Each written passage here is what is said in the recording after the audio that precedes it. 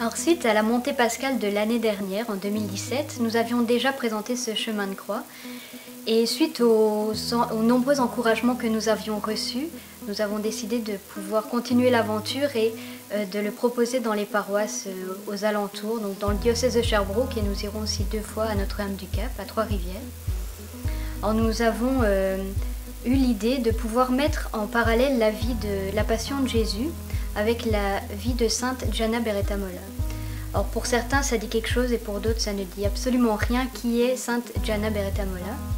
Alors c'est une jeune mère de famille italienne qui est née en 1922.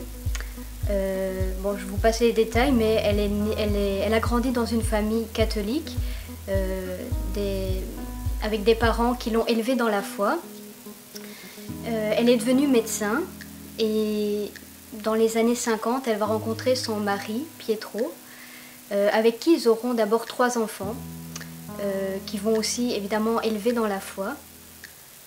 Et lorsqu'elle va être enceinte de son 4e enfant, autour du 2e mois de grossesse, elle va apprendre qu'elle a un cancer au niveau de l'utérus. Et là, il va y avoir le choix de sauver son enfant ou alors de l'avorter. Et voilà, dans la discussion avec le médecin, elle va dire au médecin et avec son mari, elle va leur dire sauvez mon enfant, je veux qu'on le choisisse. Et suite à cela, le 21 avril 1962, Gianna et Manuela, donc leur fille, va naître. Et une semaine plus tard, le 28 avril 1962, Sainte Gianna va mourir en répétant « Jésus, je t'aime ».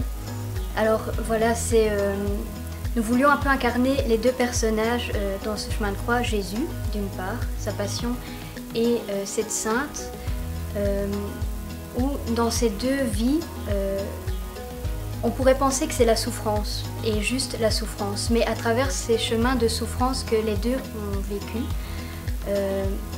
Dieu a su en tirer un chemin de vie, un chemin d'espérance, et je pense que c'est surtout cela qu'on veut pouvoir partager à tous ceux qui viendront voir ce chemin de croix.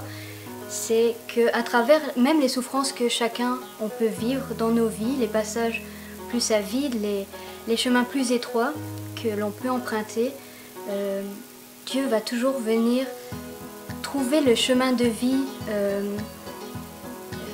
Il va faire en sorte que l'espérance va, évidemment, si on s'ajuste au cœur de Dieu et si on le laisse entrer dans notre histoire, l'espérance va vaincre. Et c'est ce qui, quelque part, c'est ce qu'on veut montrer à travers ce chemin de croix. Alors, on vous attend, on espère vous voir nombreux et voilà, à bientôt.